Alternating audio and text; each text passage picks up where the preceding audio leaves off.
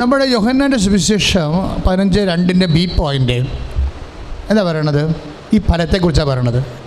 ശാഖകളിൽ ഫലം കായ്ക്കുന്നതിനെ, എന്നാൽ ഫലം തരുന്നതിനെ കൂടുതൽ കായ്ക്കാനായി അവിടുന്ന് വെട്ടിയൊരുക്കുകയും ചെയ്യുന്നു. ഒരു വെട്ടിയൊരുക്കലുണ്ട് ഇതിൻ്റെ അകത്ത്. ഫലം കായ്ക്കുന്ന ക്രിസ്ത്യാനിയാണ് എങ്കിലും ഇടയ്ക്ക് വിട്ടുകൊള്ളാനുള്ള സാധ്യതയുണ്ട്. ഈ വെട്ടെന്ന് പറയണത് എന്താണെന്ന് നമ്മൾ പറയും. എപ്പോഴും നമ്മൾ പറയും വെട്ടുണ്ടാവും, രോഗമാണത്, അത് ക്ഷീണമാണ്, ക്ലേശമാണെന്നൊക്കെ പറയും. That's okay. പക്ഷേ എന്താണെന്ന് വെച്ചാൽ വെട്ട് നിങ്ങൾക്കറിയാമല്ലോ, മുറിവ്. പറഞ്ഞു തരേണ്ടത് വെട്ടെന്താണ്? മുറിവാണത്, സഹനമാണ്. നമുക്ക് ഫലം കൂടുതൽ കായ്ക്കാനാണ് വെട്ടി ഉരുക്കണമെന്ന് ഈശോ പറഞ്ഞിട്ടുണ്ട്. പക്ഷേ വി മസ്റ്റ് നോ ഈ കട്ടിങ് എന്താണെന്ന്, പ്രൂണിങ് എന്താണെന്ന് അറിയണം. എന്താ കാര്യം വെച്ചാലേ, അതറിയണമെങ്കിൽ ഈ വെട്ട് എന്ന് നിനക്ക് ആന്തരികമായിട്ട് ബോധ്യം നൽകുന്നു, അന്ന് മാത്രമേ നമുക്ക് പറയാൻ പറ്റത്തുള്ളൂ we got the grace to hear the word of God. അതായത് നമുക്കൊരു വെട്ട് കിട്ടുകയാണ്. എന്ന് വെച്ചാൽ വെട്ടെന്ന് പറയുന്നത് എന്താണ്? പ്രായമാകുന്നതിൻ്റെ ലക്ഷണമാണ് വെട്ടെന്ന് പറയണത്. ഇപ്പോൾ തന്നെ റബ്ബർ, അത് 6 കൊല്ലമോ 3 കൊല്ലമോ കഴിയുമ്പോഴാണത്, 3 കൊല്ലം കഴിയുമ്പോഴത് വെട്ടാൻ തുടങ്ങും. ചെയ്യാൻ പ്രായമാകുമ്പോഴാണത് വെട്ടാൻ തുടങ്ങുന്നത്. അതായത് ഒരു വ്യക്തി ക്രിസ്തുവിൽ പക്വത പ്രാപിക്കുമ്പോഴാണ് ഇത്തരം വെട്ടുകൾ വരുന്നത്. എന്താ സംഭവം? വെറുതെ ഒരു റോസച്ചെടിയെ വെട്ടത്തില്ല, അത് പൂത്ത് കഴിയുമ്പോഴാണ് അതിൻ്റെ വെട്ടെല്ലാം അങ്ങനെയാണ്. എന്ത് സംഭവം? അത് ഫലം നൽകാൻ തുടങ്ങിക്കഴിഞ്ഞാൽ പിന്നെ കൂടുതൽ ഫലം നൽകാൻ വേണ്ടി വെട്ടും. അപ്പോൾ എന്താ വെട്ടെന്ന് പറയുമ്പോൾ വെട്ട് എപ്പോഴും ഒരു വേദനയാണ്, എന്നുവെച്ചാൽ ഒരു സഹനത്തിൻ്റെ കണ്ടൻ്റാണ്. പക്ഷെ സഹനം എന്ന് പറയുമ്പോൾ നമ്മൾ ഓർക്കും രോഗം, കടം, തകർച്ച, കുടുംബസമാധാനം, മദ്യപാനം എന്നിങ്ങനെ എഴുതി സഹനത്തെ ഇങ്ങനെ ബ്രാൻഡ് ചെയ്ത് കളഞ്ഞിട്ട് കാര്യമില്ല. അതായത് നമ്മളുടെ വില്ലിന് എതിരെ വരുന്നതെല്ലാം വില്ല് ഓഫ് ഗോഡായിരിക്കും. രീതി അങ്ങനെ കിടക്കണം. അതായത് നമ്മുടെ താല്പര്യങ്ങൾക്കെതിരെ വരുന്ന ഇതെല്ലാം, ഞാൻ ചെറിയൊരു ഉദാഹരണം പറയാം. നമ്മുടെ താല്പര്യങ്ങൾക്ക് സൗകര്യങ്ങൾക്ക് എതിരെ വരുന്നതെല്ലാം വില്ല് ഓഫ് ഗോഡ് ആയിരിക്കും. എന്ന് വെച്ചാൽ എങ്ങനെയാണ്? ദൈവം പറയത്തില്ല എന്ന് വെച്ചാൽ ഇതാണ് എൻ്റെ വില്ല് ഓഫ് ഗോഡ്, യു ടേക്ക് എന്ന് പറയത്തില്ല. നമ്മളതിനെ വില്ല് ഓഫ് ഗോഡ് ആക്കണം. U got the point. കാര്യം വില്ല് ഓഫ് ഗോഡിലാണ് കാര്യം മുഴുവൻ ഇരിക്കുന്നത്. പക്ഷെ വില്ല് ഓഫ് ഗോഡ് സംഭവിക്കുമ്പോൾ നമുക്കറിയണം എന്താണ് അതിനകത്ത്. എപ്പോഴും വെട്ടിൻ്റെ കണ്ടൻ്റ് ഉണ്ടാവും നമ്മുടെ സൗകര്യത്തിൻ്റെ മേലും. ഇപ്പം നിൻ്റെ ഒരു വീട് എന്ന് വിചാരിച്ചോ, ഒരു കർത്താവ് പറയണതാണ്, ആകസ്മികമായിട്ട് ഒരു കഥ പറയും കർത്താവ്. എന്താണ്?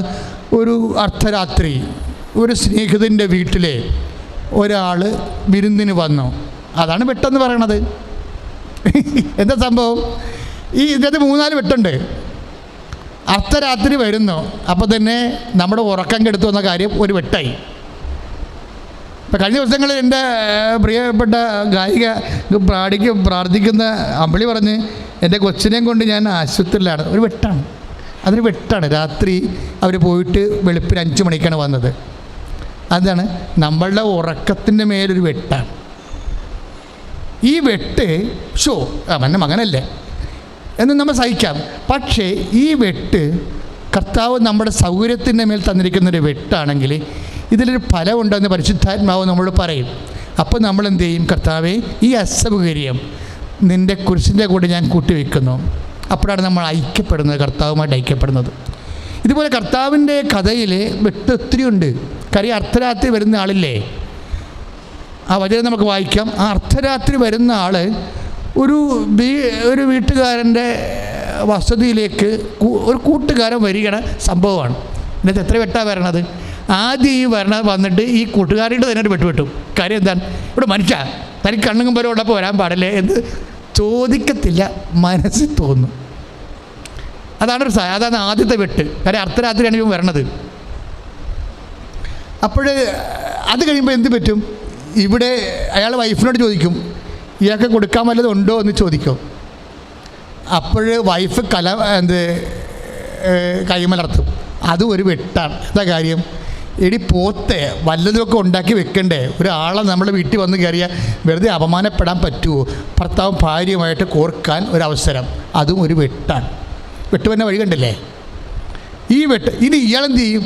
ഇയാളപ്പം തന്നെ അവിടുന്ന് ഗേറ്റും ചാടി അടുത്ത വീട്ടിൽ പോവുകയും അവിടുത്തെ വീട്ടിൽ ചെല്ലുമ്പോൾ മുട്ടുകയും മുട്ടണ സമയത്ത് അയാൾ പറയും എന്നെ ആരാണെന്നൊക്കെ ചോദിക്കും. അയ്യോ ഞാനാണേ. എന്താ പരിപാടി? അത് എൻ്റെ വീട്ടിലൊരു വിരുന്നുകാരൻ വന്നു, അതിനിപ്പോൾ ഞാൻ എന്താണ്? അത് എനിക്കൊരു അപ്പം തരണം. അയ്യോ അത് പറ്റത്തില്ല. അയ്യോ അത് പറ്റത്തില്ലെന്ന് പറയുമ്പോൾ അടുത്ത വെട്ടായി. അയ്യോ അത് പറ്റത്തില്ല എന്ന് പറയുമ്പോൾ നമുക്ക് ആ വചനഭാഗം വായിക്കാം. ഇപ്പോഴും ശ്രുതികട്ടെ hallelujah.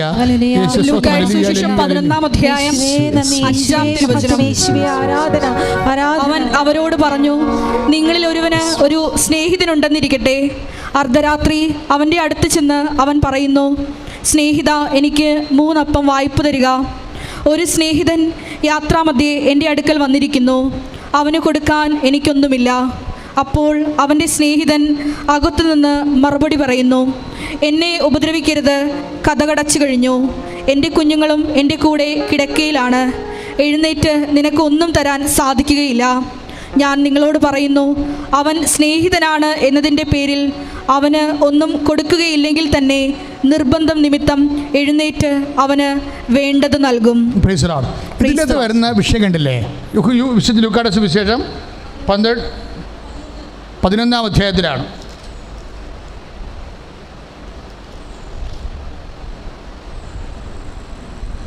ശ്രുതികട്ടെ hallelujah. Hallelujah hallelujah hallelujah hallelujah. യേശുവേ നന്ദി, യേശുവേ സ്തോത്രം, യേശുവേ ആരാധന. ഹല്ലേലൂയ. ലൂക്ക 11:5. Hallelujah hallelujah hallelujah. വിശുദ്ധ ലൂക്കയുടെ സുവിശേഷം 11-ാം അധ്യായം 5-ാമത്തെ വാക്യത്തിലാണ്. ഇതിൽ വന്നിരിക്കുന്ന വെട്ടുവന്ന വഴി കണ്ടില്ലേ? വെട്ടുവന്ന വഴിയാണ് ഒന്ന്. ഇനി 3-ാമത്തെ വെട്ടാണ് ഇപ്പോൾ കിട്ടുന്നത്. എന്താണ്? ഏയ് ഇതെന്ത് പരിപാടിയാണ്? ഞാൻ എൻ്റെ കുഞ്ഞുങ്ങളുമായിട്ട് ഇവിടെ കിടന്ന് ഉറങ്ങണം അറിയാൻ പാടില്ലേ? ഞാൻ എഴുന്നേറ്റാൽ ഇവന്മാർ എൻ്റെ കഴുത്തേലും നെഞ്ചത്തെ കിടന്ന് ഉറങ്ങുകയാണ്. ഞാൻ എഴുന്നേറ്റാൽ കുഞ്ഞുങ്ങളുടനെ എഴുന്നേറ്റ് നിലവിളിക്കും, നിങ്ങളെനിക്ക് രാത്രി പണി തരാൻ വന്നിരിക്കടാ എന്താ ചോദിക്കുക. കാര്യം വെട്ടാണ് വന്നത്. ഇവൻ്റെ ഉറക്കം പോകുന്നു. ഇനി കുഞ്ഞുങ്ങളെങ്ങാനും എഴുന്നേറ്റ് നിലവിളിക്കാൻ തുടങ്ങിക്കഴിഞ്ഞാൽ ഈ കുഞ്ഞുങ്ങളുടെ അവസ്ഥ അറിയാമല്ലോ. പിന്നെ അവർക്ക് കാര്യങ്ങൾ അറിയത്തില്ല. അവർ നിലവിളിക്കാൻ തുടങ്ങിക്കഴിഞ്ഞാൽ പിന്നെ അവർ ചിലപ്പോൾ 2 മണിക്കൂർ കഴിഞ്ഞായിരിക്കും നിലവിളി തീർക്കണത്. അപ്പോൾ 2 മണിക്കൂർ ഈ മനുഷ്യന് അപ്പം കൊടുത്തത് അപ്പം തിന്നവൻ കിടന്നുറങ്ങും. ഈ അപ്പം തിന്നവൻ കിടന്നുറങ്ങിയാലും ഈ മനുഷ്യന് ഉറക്കം കിട്ടത്തില്ല. കാര്യം എന്താ? പിള്ളേർ നിലവിളിച്ചുകൊണ്ടിരിക്കുകയും. വെട്ട് 4-ാമത്തെ വെട്ടായി. ഈ 4 വെട്ട് കഴിയുമ്പോൾ ഈ മനുഷ്യന് ഈ വെട്ടിൽ നിന്ന് ഫലം ഉണ്ടാക്കണില്ലെന്നറിയാൻ പറ്റും. എന്താ കാര്യം? ലൂക്കായുടെ സുവിശേഷം വായിക്കുമൊക്കെ അറിയാം. ഇങ്ങനെ വെട്ട് കിട്ടിയെങ്കിലും വെട്ടായിട്ട് തന്നെ ഇരിക്കുകയാണ്. അതുകൊണ്ടൊരു ഫലം ഉണ്ടാകണില്ല അയാൾക്ക്. എന്താ ഫലം ഉണ്ടാകുന്നത് വെച്ചാൽ ഈശോ പറയണത് 11:5 ശ്രുതികട്ടെ hallelujah. Hallelujah hallelujah hallelujah hallelujah. യേശുവേ നന്ദി, യേശുവേ സ്തോത്രം, യേശുവേ ആരാധന. Hallelujah hallelujah hallelujah hallelujah. അതായത് ഞാൻ നിങ്ങളോട് പറയുന്നു, ലൂക്കായുടെ സുവിശേഷം 11:8 എന്താ പറയണത്?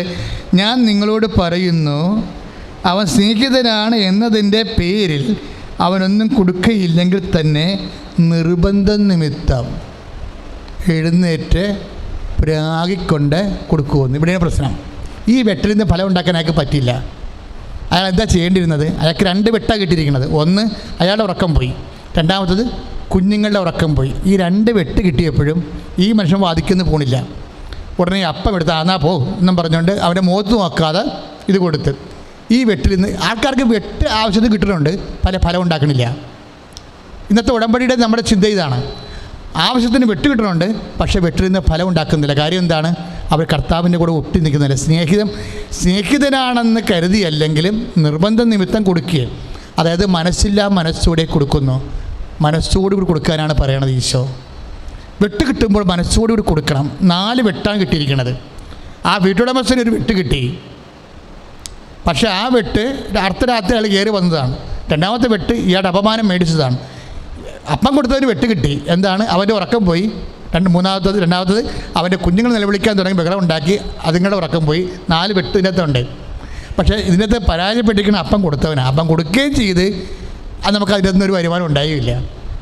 വെട്ടെല്ലാം മേടിക്കുന്നുണ്ട്, പക്ഷേ വെട്ടിൽ നിന്നും ഫലങ്ങളൊന്നും ഉണ്ടാകണില്ല. ഇതാണോ നിൻ്റെ അവസ്ഥയെന്ന് ചിന്തിക്കണം.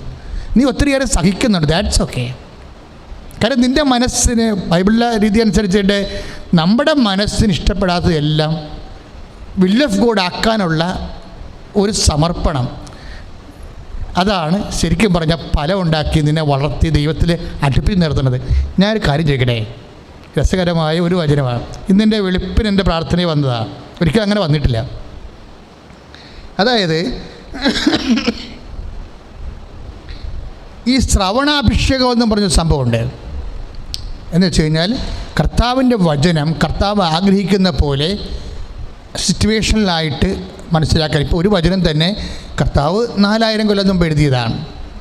ഇനി ചിലപ്പോൾ 4000 കൊല്ലം കൂടി ആ വചനം ജീവിക്കും. അത് കഴിയുമ്പോൾ ലോകം അവസാനിക്കുമായിരിക്കും. അപ്പോൾ 8000 കൊല്ലമല്ലേ, 8000 കൊല്ലത്തിൽ ഒരു 8 കോടി അർത്ഥമായിരിക്കും ഇതിനുള്ളത്. 8000 കൊല്ലത്തിൽ 8 കോടി അർത്ഥമാണ് ഉണ്ടാകുന്നത്. ഇനി 800 കോടി മനുഷ്യരുണ്ടെങ്കിൽ ആ 8 കോടിയെപ്പണ്ണി 800 കൊണ്ട് ഗുണിച്ചാൽ എന്തുമാത്രം അർത്ഥങ്ങളുണ്ട്. അത്രയും വചനം അനന്തജ്ഞാനമാണ് ഈ വചനം. എന്താ ഇങ്ങനെ പറയാൻ കാരണം എന്ന് വെച്ച് കഴിഞ്ഞാൽ, ഇപ്പോഴ് കർത്താവ് പറഞ്ഞ എന്താണ്, ഒരു വചനം കേൾക്കണമെങ്കിൽ അഭിഷേകം വേണം. ആ വചനം കേൾക്കാനുള്ള അഭിഷേകം വേണം. അഭിഷേകം അപ്പോസ്തലന്മാർക്ക് ഇല്ലാതെ വന്ന്. എപ്പോഴാണ് ഇല്ലാതെ വന്നത്? അപ്പോസ്തലന്മാർക്ക് വചനത്തിനെക്കുറിച്ചുള്ള അഭിഷേകം, വചനം എന്ന് പറഞ്ഞാൽ കർത്താവ് പറഞ്ഞ കാര്യങ്ങളെക്കുറിച്ച് അവർക്കറിവില്ലാതെ വന്നത് എപ്പോഴാണ്?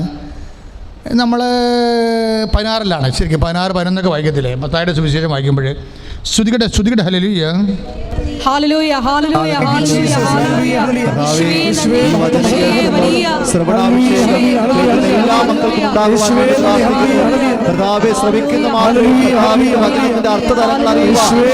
ഓരോരുത്തരെയും പ്രത്യേകമായി അനുഗ്രഹിക്കണം.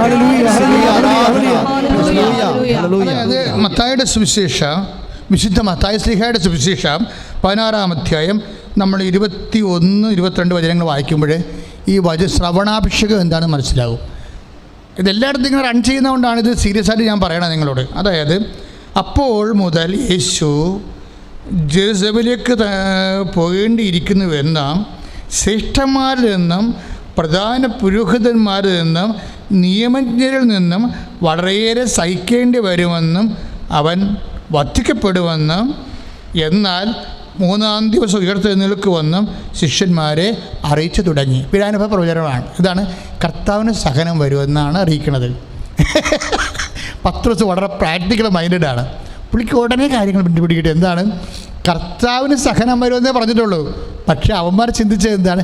ഇത് ഞങ്ങൾക്കും പണിയാകുമല്ലെന്നാണ് ചിന്തിച്ചത്. അതാണ് സംഭവം.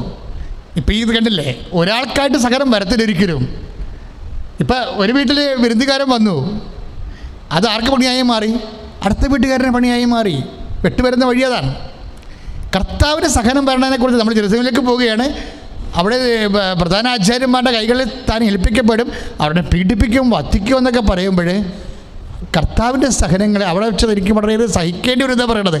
കർത്താവിൻ്റെ സഹനങ്ങളെ അപ്പോസ്തലന്മാർക്കും കിട്ടും, അതിൻ്റെ പങ്ക് കിട്ടുമെന്ന് മനസ്സിലാക്കിയപ്പോൾ നോക്കിയേ, ഒരു കാര്യം നോക്കുകയുണ്ടല്ല, ഉടനെ ഈ വിൽ ഓഫ് ഗോഡിലുള്ള വചനത്തെ, അതിൻ്റെ ആന്തരിക വചനത്തെ അഭിഷേകമില്ലാത്ത കൊണ്ട് അപ്പോസ്തലൻ ഉടനെ മറത്തു നിൽക്കും. എന്തു ചെയ്യും? അയാൾ പുറകോട്ട്, അതായത് 2:16-22 മത്തായി ശ്ലീഹായുടെ സുവിശേഷം, പത്രോസ് അവനെ മാറ്റി നിർത്തി തടസ്സം പറയാൻ തുടങ്ങി. തടസ്സം പറയാൻ തുടങ്ങി. ബാക്കിയുള്ള കാര്യം സാത്താൻ എന്നൊക്കെ വിളിക്കുന്നതാണ്. അതായത് ഈ നിയമനിഷേധി എന്ന് പറയണത് സാത്താനും ഇങ്ങനെ ഈ സാധനം എല്ലാം ഇങ്ങനെ വരും. വിൽ ഓഫ് ഗോഡിനെതിരെ എന്ത് വന്നാലും അത് നിയമനിഷേധിയുടെ പ്രവർത്തനമാണ്. 2 തെസ്സലോനിക്കർ 2:9 നിയമനിഷേധിയുടെ സാത്താൻ്റെ പ്രവർത്തനത്തിൻ്റെ ഭാഗമായിട്ടാണ് നിയമനിഷേധി വരണത്. അവനാണ് നമുക്ക് സഹനം തരണത്. അവനാണെങ്കിലും നമ്മൾ അത് എങ്ങനെ എടുക്കുന്നു എന്നുള്ള പ്രശ്നം. അതിനെ പ്രത്യുദ്ധരിച്ചാൽ നമ്മൾ സാത്താനായും. കറക്റ്റ് മനസ്സിലായില്ലേ? സാത്താൻ്റെ പ്രവർത്തനത്തിലാണ് ഈ നിയമനിഷേധി വരണത്. 2 തെസ്സലോനിക്കർ 2:9. പക്ഷേ നിയമനിഷേധിയാണ് അവൻ. നമ്മൾ ആ വിഷയത്തെ വിൽ ഓഫ് ഗോഡായിട്ട് എടുത്ത് സഹനത്തെ സന്തോഷത്തോടെ നമ്മളതിനെ അക്സെപ്റ്റ് ചെയ്താൽ, ആ സഹനത്തെ കർത്താവിന് നാം അക്സെപ്റ്റ് ചെയ്യുമ്പോൾ അത് ഗ്രേസ് ആയിട്ട് മാറും. ഇല്ല, നമ്മളതിനെ പ്രതിരോധിച്ച് കഴിഞ്ഞാൽ സാത്താനായിട്ട് മാറും. U got the point?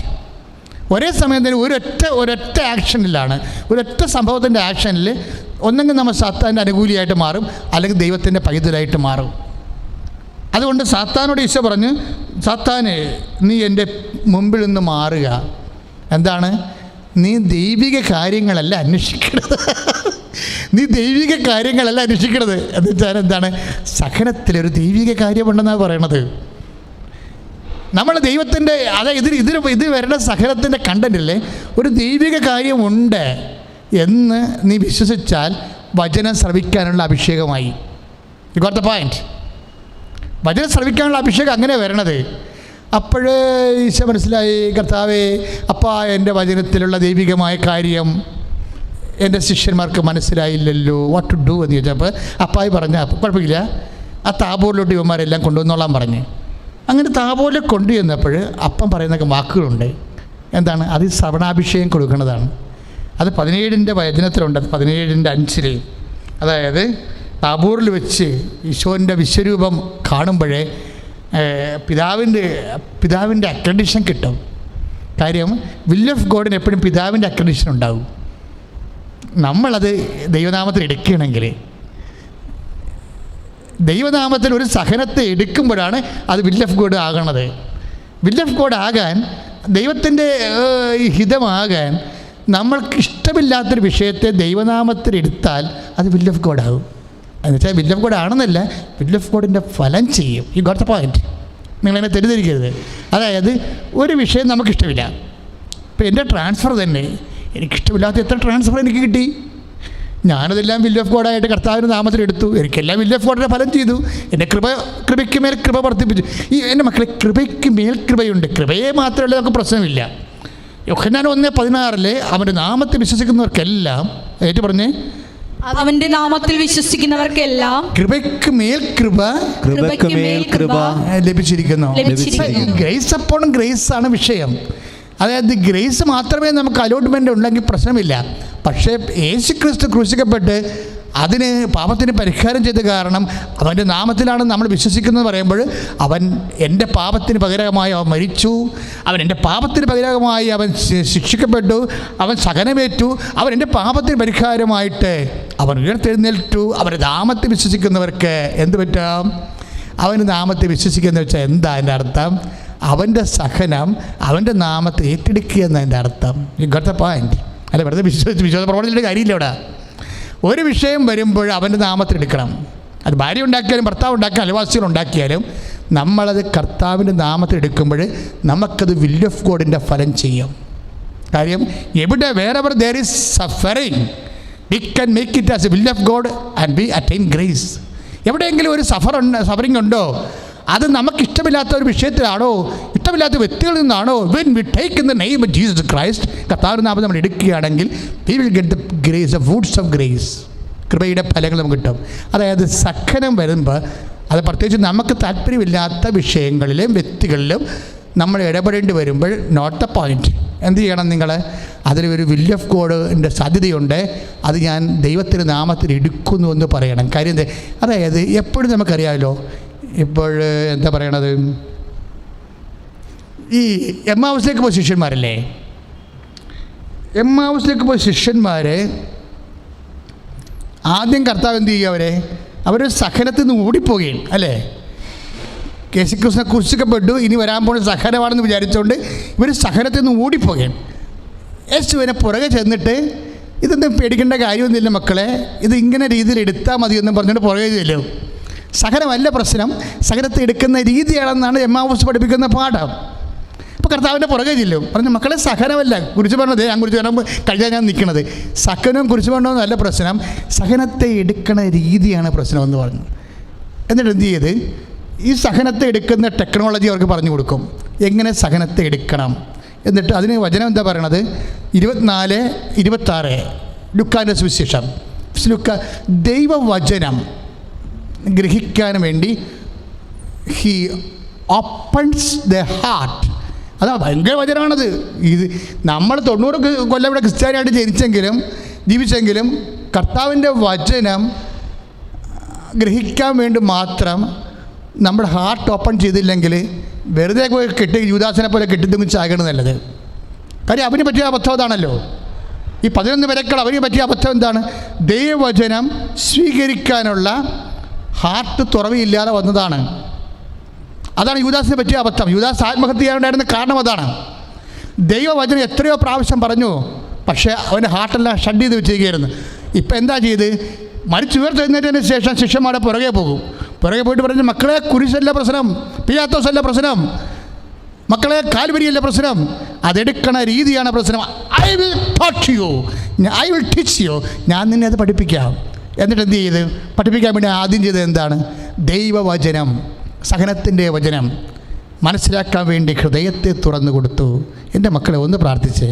കർത്താവായ ദൈവമേ, വചനത്തിലുള്ള will of God, ദൈവത്തിന്റെ മനസ്സ് മനസ്സിലാക്കാൻ എൻ്റെ ഹൃദയങ്ങളെ നീ തുറക്കണമേ. ഓ ദിവ്യകാരുണ്യമേ, ഇപ്പോൾ ശിഷ്യന്മാരെ ഹൃദയം തുറന്നതുപോലെ അങ്ങയുടെ വചനം കേൾക്കാൻ, ദൈവവചനം മനസ്സിലാക്കാൻ, ദൈവ മനസ്സ് നിറവേറ്റാൻ എൻ്റെ ഹൃദയത്തെ അങ്ങ് തുറക്കണമേ. വലിയ വചന വെളിപാടുകളാൽ ഞങ്ങൾ ധന്യരാക്കുന്നതിനോട് നന്ദി പറയുന്നു. തുറന്നു അറിയാത്ത സത്യങ്ങൾ പകർന്നു തന്നു എന്നകക്കണ്ണുകൾ നീ തുറന്നു അറിയാത്ത സത്യങ്ങൾ പകർന്നു തന്നു മേശയിലപ്പം നീ പങ്കുവെച്ചു നാഥാ നിൻ സ്നേഹം ഞാനറിഞ്ഞു നാഥാ നീ വന്നിടൂ നിത്യം വസിക്കാനീ കൂടാരത്തിൽ ഞങ്ങളുമായി നീ നടന്നപ്പോ ഹൃദയം തീഷ്ണമായി ജ്വലിച്ചിരുന്നു ഹൃദയം തീഷ്ണമായി ജ്വലിച്ചിരുന്നു.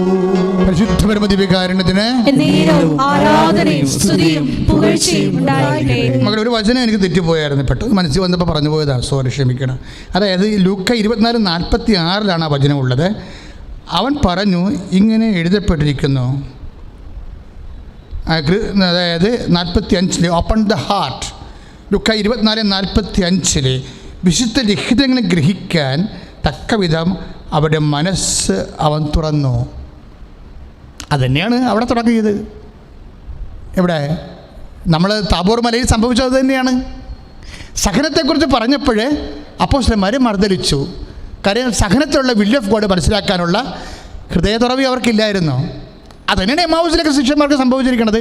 അവർക്ക് സഹനത്തിലുള്ള ദൈവത്തിൻ്റെ തിരുമനസ്സ് മനസ്സിലാക്കാൻ, അഥവാ ഞാൻ ഇന്ന് ഈ വചനത്തിൽ വരുന്നൊരു വിഷയം എന്ന് വെച്ച് കഴിഞ്ഞാൽ, സഹനം നമ്മൾക്കിഷ്ടമില്ലാത്ത അനിഷ്ടമായ സാഹചര്യങ്ങൾ, വ്യക്തികൾ, സംഭവങ്ങൾ എല്ലാം നമ്മൾ ദൈവത്തോടുള്ള സ്നേഹത്തെ പ്രതി ആത്മാവിൻ്റെ ഫലങ്ങളോടെ എടുക്കുകയാണെങ്കിൽ അതാണ് തുറവി എന്ന് പറയുന്നത്. വചനത്തിലുള്ള തുറവി വന്നു കഴിഞ്ഞാൽ അത് നമുക്ക് കൃപയായി മാറുമെന്നായി പറയണത്. ഇപ്പം എന്താ പറയണത്? അത് അപ്പോസ്തലന്മാർക്കില്ലായിരുന്നു, എമ്മാവൂസിലെ ശിഷ്യന്മാർക്കില്ലാഞ്ഞുകൊണ്ട് എന്നാ ചെയ്ത്?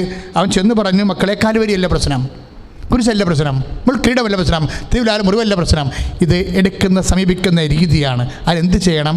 15, 24, 46, 45 വിശുദ്ധ ലിഖിതങ്ങൾ ഗ്രഹിക്കാൻ തക്കവിധം അവരുടെ മനസ്സ് അവൻ തുറന്നു.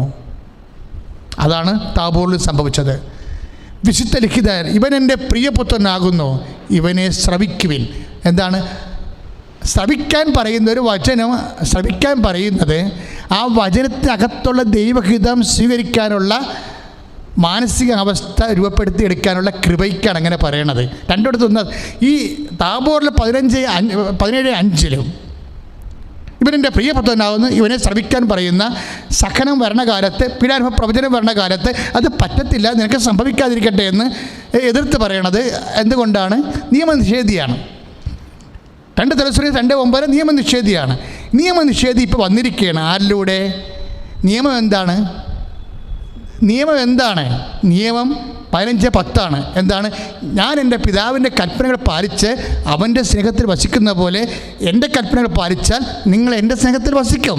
അപ്പോൾ ദൈവത്തെ നമ്മളെ വസിപ്പിക്കണമെന്ന് നിയമം. നിയമനിഷേധി എന്താ ചെയ്യണത്? ദൈവത്തിൽ നമ്മളെ അടർത്തിക്കളയും. അതിനിപ്പോൾ എന്താ ചെയ്തിരിക്കണത്? പിതാവിൽ നിന്ന് ഈശ്വരനെ അടർത്തിക്കളയാൻ വേണ്ടി നിയമനിഷേധി വന്നിരിക്കുകയാണ്. എവിടെ വന്നിരിക്കണത്? നിനക്കത് സംഭവിക്കാതിരിക്കട്ടെ, നിനക്ക് സഹനം ഉണ്ടാകാതിരിക്കട്ടെ, ആര് 15 അതാണ് നമ്മൾ പത്രോസ് പറയണത് 17:5 കഴിഞ്ഞ് താഴേക്ക് വരുന്ന വചനങ്ങളിൽ നിനക്ക് സംഭവിക്കാതിരിക്കട്ടെ. അപ്പോൾ ഉടനെ പത്രോസിനെ കർത്താവ് പറഞ്ഞു, ഇവിടെ താബോറിൽ കൊണ്ടുപോയിട്ട് പറഞ്ഞു, ഇവൻ എൻ്റെ പ്രിയപുത്രനാണ്, ഇവനെ ശ്രവിക്കാനുള്ള വചനം അഭിഷേകം ഞാൻ നിങ്ങൾക്ക് തരുന്നു. ആ ശ്രവിക്കാൻ എപ്പോഴും ദൈവം വചനം ശ്രവിക്കാൻ, അത് വിൽ ഓഫ് ഗോഡ് മനസ്സിലാക്കാൻ, ആ സകലം വരികയാണെങ്കിൽ അത് ദൈവത്തിൻ്റെ നാമത്തിൽ എടുത്തുകൊണ്ട് വിൽ ഓഫ് ഗോഡ് ആക്കിയിട്ട് അതിന് സമർപ്പിതരായിട്ട് അനുഗ്രഹം മേടിക്കാനുള്ള, ദൈവത്തോട് അപ്ഡേറ്റ് ചെയ്യാനുള്ള ആ അവസരം നഷ്ടപ്പെടുത്തിക്കൊണ്ടാണ് എമ്മാവസിലെ ശിഷ്യന്മാർ പോണത്. അവരെ പുറകെ നിന്നിട്ട് ഈശോ പറയും, മക്കളെ, തിരുവിലാരും മുറിവ് ഒരു പ്രശ്നമല്ല, വൃത്തിയുടെ ഒരു പ്രശ്നമല്ല, കുരിശൊരു പ്രശ്നമല്ല, കാൽവരി ഒരു പ്രശ്നമല്ല, സഹനം ഒരു പ്രശ്നമല്ല, അതിനെ സമീപിക്കുന്ന രീതിയാണ്. അതുകൊണ്ട് എന്ത് ചെയ്ത്, I will open your heart, ഞാൻ നിൻ്റെ ഹൃദയത്തെ ഓപ്പൺ ചെയ്യാം. ഈ തിരുഹൃദയത്തിന് നാളിൽ നമ്മൾ പ്രാർത്ഥിക്കുന്ന മനോഹരമായ പ്രാർത്ഥനയുണ്ട്. എന്താണ് പ്രാർത്ഥന? കർത്താവേ, എന്താ പ്രാർത്ഥിക്കുന്നത് നമ്മൾ? എൻ്റെ ഹൃദയത്തെയും അങ്ങേ ഹൃദയം പോലെ ആക്കണമേ. അത് മനോഹരമായ പ്രാർത്ഥനയാണ്. അപ്പോൾ ഈ ഹൃദയത്തിൻ്റെ സ്വഭാവം എന്താണ്? വചനത്തിൻ്റെ ഓപ്പൺനെസ്സാണ്. അല്ല നമ്മൾ പറയുന്ന കുറേ സംഭവമൊക്കെ പറയുന്നുണ്ട്, അതൊന്നുമല്ല. ആക്ച്വലി ആ പ്രാർത്ഥന കറക്റ്റാണ്. പ്രാർത്ഥനയിൽ നമ്മൾ ഉദ്ദേശിക്കുന്ന വിഷയം വേറെയാണ്. ഈശോയുടെ ഹൃദയത്തിൻ്റെ പ്രത്യേകത എന്താണ്? അപ്പാ, എൻ്റെ ഇഷ്ടമല്ല അങ്ങയുടെ ഇഷ്ടമെന്ന്. എവിടെയാണോ ദൈവത്തിൻ്റെ ഇഷ്ടം എന്ന ദൈവം സ്വന്തം ഇഷ്ടമാക്കി മാറ്റണത്, അപ്പോൾ ഹൃദയമായി. ഈശോയുടെ ഹൃദയത്തിൻ്റെ അവസ്ഥ എന്താണ്? Openness to the word of God. പിതാവായ ദൈവത്തിൻ്റെ വാക്കുകൾക്കുള്ള തുറവിയാണ്. ആ തുറവി പത്രോസ് ഇല്ലാഞ്ഞ കാരണം പത്രോസിൻ്റെയും യേശുവിൻ്റെ ഹൃദയത്തെ പോലെ പത്രോസിൻ്റെ ഹൃദയത്തെ അങ്ങോട്ട് മാറ്റും.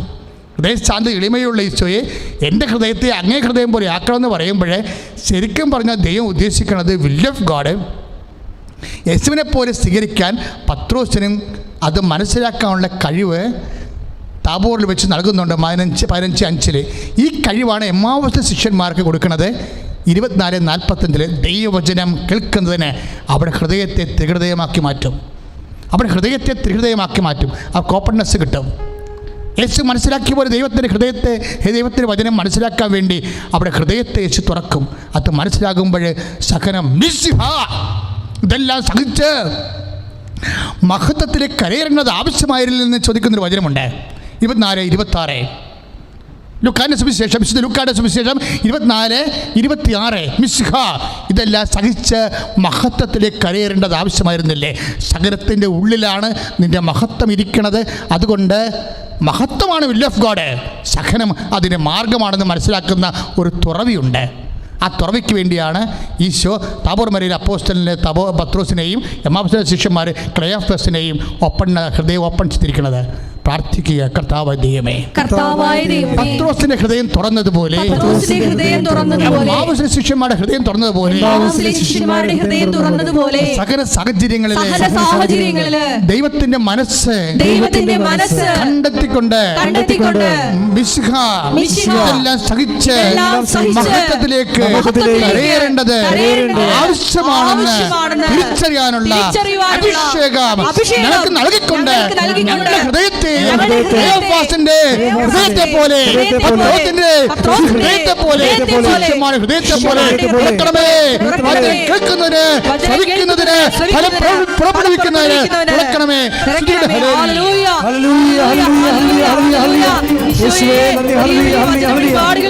ഞങ്ങൾ നന്ദി പറയുന്നു. ഞങ്ങളുടെ എല്ലാവരുടെയും ഹൃദയങ്ങളെ നീ തുറക്കണമേ. മഹത്വം യേശുവിന്, മഹത്വം മഹത്വം യേശുവിന്, ഞങ്ങൾക്കല്ല കർത്താവേ, ഞങ്ങൾക്കല്ല കർത്താവേ, മഹത്വം മഹത്വം യേശുവിന്.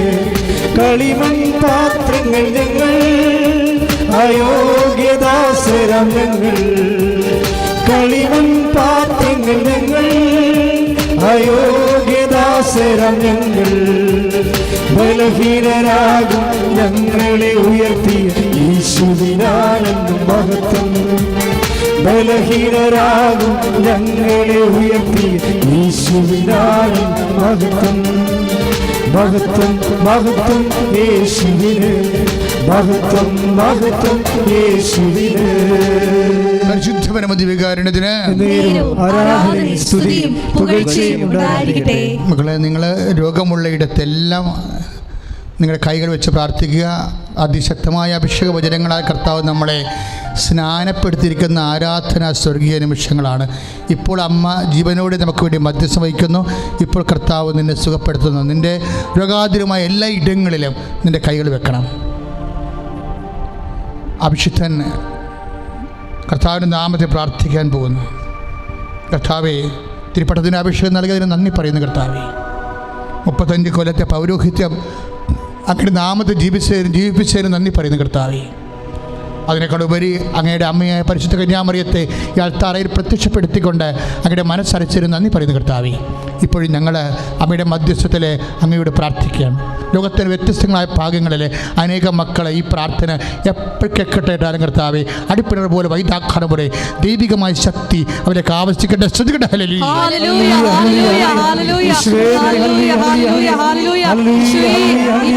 പങ്കെടുത്ത് പ്രാർത്ഥിക്കുന്ന ഓരോ മക്കൾക്കും വചനാഭിഷേകം നൽകണമേ.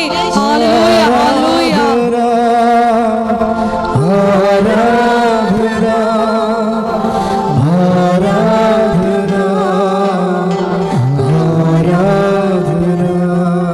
പരിശുദ്ധ പരമദിവ്യകാരുണ്യത്തിന് ആരാധനയും സ്തുതിയും പുകഴ്ചയും ഉണ്ടായിരിക്കട്ടെ. പരിശുദ്ധ പരമദിവ്യകാരുണ്യത്തിന് ആരാധനയും സ്തുതിയും പുകഴ്ചയും ഉണ്ടായിരിക്കട്ടെ. മക്കളെ, എനിക്ക് നിങ്ങളോട് പറയാനുള്ളത് ഒറ്റ വാക്യമുള്ളൂ. കർത്താവ് പറഞ്ഞ വാക്ക് ധൈര്യമായിരിക്കുക എന്നുള്ളതാണ്. കടമായാലും രോഗമായാലും കേസായാലും ജപ്തി നടപടിയായാലും നിങ്ങൾ ഈ ആരാധനയിൽ കൂടുന്ന മക്കളാണ്. അമ്മയുടെ നീല മേലങ്കികൾ നിങ്ങളെ സംരക്ഷിച്ചിരിക്കും. അതുകൊണ്ട് തന്നെ നിങ്ങൾ ധൈര്യമായിരിക്കണം. തന്നെയല്ല, ഇപ്പോഴും മാരക രോഗികൾ, അതുപോലെ തന്നെ കോവിഡ് രോഗികൾ ഇപ്പോഴും നെഞ്ചത്ത് കൈ വെക്കേണ്ടതാണ്. ഇനി അവരിത് കേൾക്കുന്നില്ലെങ്കിൽ അവരുടെ ബന്ധുക്കൾക്ക് നെഞ്ചത്ത് കൈ വെക്കാം. കോവിഡ് രോഗികൾ ഈ പ്രാർത്ഥന കേൾക്കുന്നില്ലെങ്കിൽ, കേൾക്കാത്തവരുണ്ടെങ്കിൽ ഈ പ്രാർത്ഥന കേൾക്കുന്നവരവിടെ ബന്ധുക്കളാണെങ്കിൽ നിങ്ങളുടെ നെഞ്ചിൽ കൈവെക്കാം. കർത്താവ് വിശുദ്ധമായ തൻ്റെ ചോരയാൽ നിങ്ങളുടെ രോഗികളെ കർത്താവ് കഴുകും. അച്ഛൻ പ്രാർത്ഥിക്കുമ്പോൾ ചേർന്ന് പ്രാർത്ഥിക്കും. കർത്താവായ ദൈവമേ, അങ്ങയുടെ തിരുവിലാവിൽ നൽകുന്ന വിശുദ്ധമായ രക്തത്താൽ എല്ലാ കോവിഡ് രോഗികളുടെയും ശ്വാസകോശങ്ങളെ ഇപ്പോഴും കഴുകണമേ. കർത്താവേ, വ്യത്യസ്തമായ രോഗങ്ങള്, കരള് രോഗങ്ങള്, കിഡ്നി രോഗങ്ങള്, ഹൃദയ രോഗങ്ങള്, ക്യാൻസർ രോഗങ്ങള്, അവയവങ്ങളുടെ തൈറോയ്ഡ് രോഗങ്ങള്, രോഗങ്ങള്, മുഴകളുടെ രോഗങ്ങള്, മുഴകളുടെ രോഗങ്ങള്, വാദരോഗങ്ങള്, കാലം മുതൽ വരെ ക്രിസ്തുവിന്റെ ദൈവമേ, അവരെ അങ്ങ് സാക്ഷികളായി മാറ്റണമേ.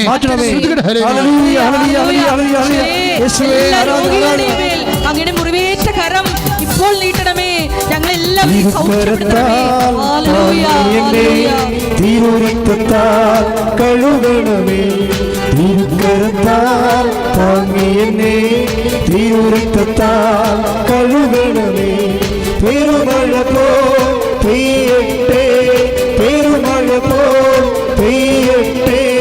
യേശുവിൻ രക്തം, യേശുവിൻ രക്തം, യേശുവിൻ തിരുരക്തം, യേശുവിൻ രക്തം, യേശുവിൻ രക്തം, യേശുവിൻ തിരുരക്തം.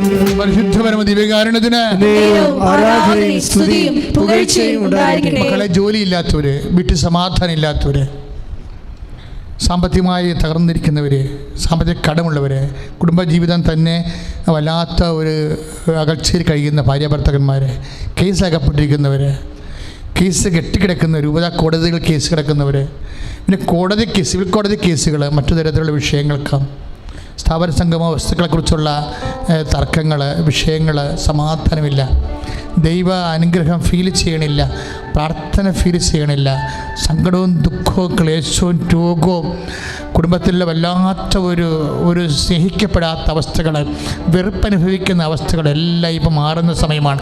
ചടിയായി ഇപ്പോഴും അഭിഷിക്തം പ്രാർത്ഥിക്കുന്നു. നിങ്ങൾ നെഞ്ചത്ത് കൈവച്ചുകൊണ്ട് അതിശക്തമായി സ്തുതിക്കട്ടെ. ഹല്ലേലൂയ, സ്തുതിക്കട്ടെ, സ്തുതിക്കട്ടെ. ഹല്ലേലൂയ. ഉന്നതമായ നാമത്തിന് സ്വസ്ഥം ചെയ്യുന്നു. കർത്താവിന്റെ ഉന്നതമായ നാമത്തിന് സ്വസ്ഥം ചെയ്യുന്നു. കർത്താവെ, ആരെല്ലാം മക്കൾ ഇപ്പോഴേ ഈ പ്രാർത്ഥന കേൾക്കുന്ന സമയങ്ങളിൽ നെഞ്ചത്ത് കൈവച്ച് പ്രാർത്ഥിക്കുന്നു. കർത്താവേ, ആ കൈകളെല്ലാം കർത്താവേ നിന്റെ തിരുമുറുവാറുന്ന സ്വരത്തുകരം ഉയർന്നേറ്റ മഹത്വത്തിന്റെ കരങ്ങളാക്കി മാറ്റി. അടിപ്പണോട് വൈദ്യാഘാതം പോലെ കർത്താവ് നിന്റെ കുടുംബത്തിൽ 4 അതിരുകളിൽ, നിന്റെ ഓഫീസുകളിൽ, നിന്റെ ജോലിക്കാര്യങ്ങൾ, നിന്റെ വിദ്യാഭ്യാസ കാര്യങ്ങൾ, നിന്റെ പരീക്ഷകൾ, നിന്റെ ടെസ്റ്റുകൾ കർത്താവ്, നിന്റെ ഇന്റർവ്യൂകൾ കർത്താവ്, ഏതെല്ലാം മേഖലകളിൽ കർത്താവ്, വാടക വിഷയങ്ങളിൽ കർത്താവ്, ഏതെല്ലാം മേഖലകളിൽ കർത്താവ് എന്തെല്ലാം വേദനകൾ നിങ്ങൾ അനുഭവിക്കുന്നുണ്ടോ, നീ ഉടമ്പടി വെച്ച മുഴുവൻ കാര്യങ്ങൾ ഞാൻ പരിശുദ്ധമ്മയുടെ മധ്യസ്ഥത്തില് യേശുനാമത്തിൽ സമർപ്പിക്കുന്നു. മാർഗ രോഗങ്ങളും ജീവിത ദുരിതങ്ങളും മാതാവിന്റെ മധ്യസ്ഥത്തില് യേശുനാമത്തിൽ മാറിപ്പോകട്ടെ. കുടുംബ സമാധാനമില്ലാത്ത അവസ്ഥകളെ ഭാരങ്ങൾ വഹിക്കുന്നവൻ, എന്നെ കൈവിടാത്തവൻ, യേശുവിൻ കൂടെയുണ്ട്. പരിശുദ്ധ പരമദിവ്യകാരുണ്യത്തിന് ദയവായി ദൈവനാമത്തിന് മഹത്വത്തിന് വേണ്ടിയും തിരുഹൃദയത്തിൻ്റെ പുകഴ്ചയ്ക്ക് വേണ്ടിയും നിങ്ങളുടെ ഇപ്പോൾ കണ്ടുകൊണ്ടിരിക്കുന്ന ഈ യൂട്യൂബ് ചാനല് ഇപ്പോൾ തന്നെ മറ്റുള്ളവർക്ക് വേണ്ടി പ്രേക്ഷിത പ്രവർത്തനം ഷെയർ ചെയ്യണമെന്ന് പ്രത്യേകം ഓർപ്പിക്കുന്നു. എല്ലാ ദിവസവും നമുക്കിവിടെ ശുശ്രൂഷ വൈകുന്നേരം 5:15 നിയോഗ ജപമാല. രാവിലെ 9 മണി മുതൽ ജനങ്ങൾ നമുക്ക് നമ്മുടെ 800 ഫോണൊക്കെയാണ് ഒരു ദിവസം വരണത്. അവരിലേക്കെല്ലാം ആൾക്കാർ സങ്കടത്തോടും വേദനയോടും പറയുന്ന ഓരോ വിഷയങ്ങളും അവരുടെ പേര്, അവരുടെ വിഷയം, സ്ഥലം ഉൾപ്പെടെ ഞങ്ങൾ 5 മണിയാകുമ്പോൾ നമ്മുടെ ശുശ്രൂഷകർ ആ ഫോൺ കേട്ട് നിങ്ങൾക്ക് വേണ്ടി പ്രാർത്ഥിക്കാമെന്ന് പറയുന്ന മക്കൾ തന്നെ ഇവിടെ വന്ന് ജപമാല ചെല്ലും. ആ ജപമാലയിൽ നിങ്ങളുടെ പേരും സ്ഥലവും വിഷയവും പറയും. 5 മണി തൊട്ട് 6 മണി വരെയാണ് ജപമാല, നിയോഗ ജപമാല. നിങ്ങൾ പങ്കെടുക്കണം. ഫോണിലേക്ക് അത്യാവശ്യം ഉണ്ടെങ്കിൽ വിളിച്ച് പറയണം വിഷയങ്ങൾ. 6 മണിക്ക് കുർബാനയാണ്, പരിശുദ്ധ കുർബാന. 6:45 തിരുഹൃദയ ദിവ്യകാരുണ്യ ആരാധനയാണ്. എല്ലാ ദിവസവും ഉണ്ട്. നിങ്ങളത് കേൾക്കണം കേട്ടോ. അതിമനോഹരമാണ്. നമ്മുടെ അഭിഷിക്തരായ സഹോദരങ്ങളും അച്ഛനും കൂടി നടത്തുന്ന ശുശ്രൂഷകൾ. അത് അത്രയും ഹൃദ്യമാണ്. എൻ്റെ എല്ലാ പാട്ടുകളും പ്രാർത്ഥനകളും തിരുഹൃദയ വണക്കമാസത്തിൻ്റെ ഈ കാലത്ത് കൃപാസനം നിങ്ങൾക്ക് നിങ്ങളുടെ കുടുംബത്തിൽ ചെയ്യാൻ പറ്റുന്ന ഏറ്റവും വലിയ കാര്യമാണ് ദൈവം ഞങ്ങളെക്കൊണ്ട് ചെയ്യിക്കണമെന്നാണ് ഞങ്ങളുടെ അനുഭവം. നിങ്ങൾക്കും അനുഭവം ഉണ്ടാവട്ടെ. ഇപ്പോൾ ആശീർവാദം സ്വീകരിക്കാം. ശ്രുതികട ഹല്ലേലൂയ. Hallelujah, hallelujah. ഞങ്ങൾ ഓരോരുത്തരുടെയും ഉടമ്പടി നിയോഗങ്ങൾ